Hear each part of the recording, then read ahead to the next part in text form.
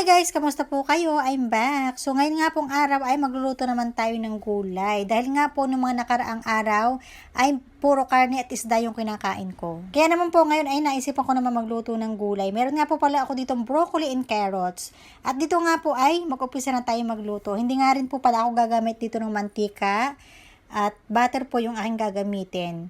Ayan, naggisa na nga po pala ako dito ng bawang at sibuyas. Ayan, mas maraming bawang at sibuyas, mas masarap.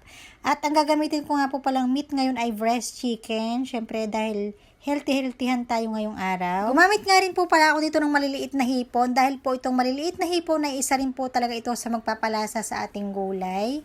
Ayan, naglagay na nga rin po pala ako dito ng isang kutsarita ng cornstarch. Pagkatapos ay naglagay na rin po ako dito ng isang tasa ng tubig.